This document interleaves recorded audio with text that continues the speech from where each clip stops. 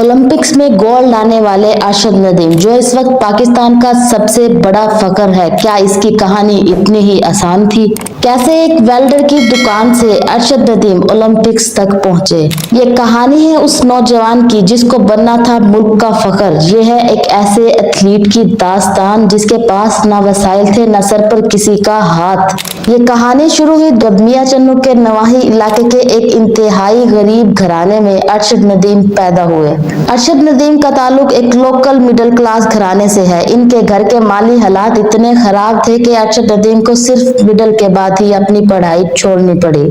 अरशद नदीम ने अपनी मिडिल तक की पढ़ाई मियां चन्नू के ही एक छोटे से स्कूल से हासिल की। गुर्बत का ये आलम था कि बाज औकात खाने को घर में कुछ ना होता। इसी वजह से इंतहाई कम उम्र में अरशद नदीम एक वेल्डर की दुकान पर काम करने लगे।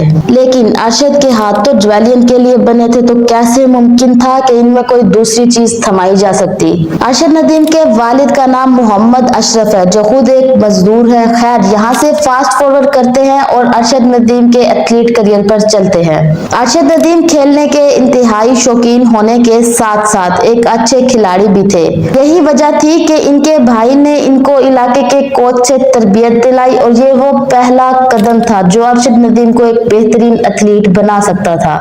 रशीद अहमद साकी की वजह से अरशद का एक बेहतरीन एथलीट बनने का सफर और आसान हो गया। रशीद अहमद से इनकी पहली मुलाकात जिले एथलीट मुकाबले में हुई और शायद रशीद अहमद ने इनके अंदर के टैलेंट को पहचान लिया था, इसीलिए उन्होंने अरशद को अपने अंडर काम करने की ऑफर की, जिसे नदीम ने खुशी खुशी कबूल किया। 2015 में अरशद नदीम डोमेस्टिक लेवल पर ज्वेलियन थ्रो में शोहरत इख्तियार कर रहे थे, जब इन्हें वर्ल्ड एथलीट की तरफ से पहली स्कॉलरशिप मिली, जिसके बाद इन्हें IEAF मॉरिशस ले जाया गया, जहां इन्हें ज्वेलियन थ्रो की एक बेहतरीन ट्रेनिंग दिलवाई गई। 2016 में अरशद ने 17 एशियन जूनियर ओलंपिक्स में ब्रॉन्ज मेडल अपने नाम किया और 2017 में इन्हें एक बार फिर ब्रॉन्ज से नवाजा गया। 76.33 मीटर की थ्रो से इन्हें ब्रॉन्ज मेडल दिया गया। ये कंपटीशन बाकू में हुआ था। 2018 में अरशद नदीम ने कॉमनवेल्थ गेम में हिस्सा लिया, जिसमें उन्होंने 80.45 मीटर तक की थ्रो की, लेकिन इनका नंबर 8वां बना। 2018 में एशियन गेम चैंपियनशिप जकार्ता में हुई, लेकिन यहाँ भी वो सिर्फ ब्रॉन्ज ही ला सके और शायद नीरज चोपड़ा से इनकी दोस्ती की एक वजह ये कॉम्पिटिशन्स ही थे। 2019 में वर्ल्ड एथलीट चैंपियनशिप में अरशद नदीम वो पहले पाकिस्तानी थे जिसने इस चैंपियनशिप में हिस्सा लिया। 2019 में अरशद नदीम ने नेशनल लेवल पर 83.65 मीटर का रिकॉर्ड बनाया और पहला गोल्ड मेडल अपने नाम किया।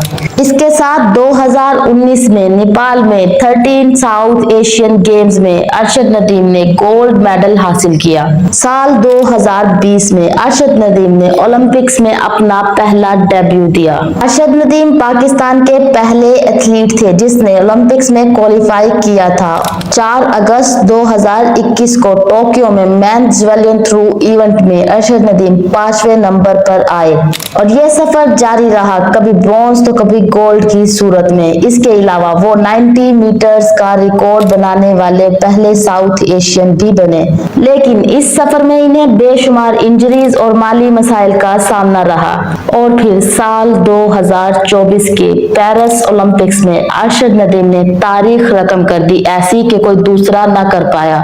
92.97 मीटर्स की ज्वेलियन थ्रो के साथ वो पहले नंबर पर रहे और गोल्ड मेडल लेकर वतन वापस आए। इस गोल्ड के लिए पाकिस्तान को 40 साल इंतजार करना पड़ा। ये वही अरशद नदीम है जिसको स्पॉन्सर्स नहीं मिल रहे थे, जिसे किसी किस्म की कोई स्पोर्ट हासिल नहीं थी, जिसने ज्वेलियन थ्रो की प्रैक्टिस के लिए बांस का इस्तेमाल किया, जिसके पास वेट भी नहीं थे, मैदान होना तो दूर की बात है।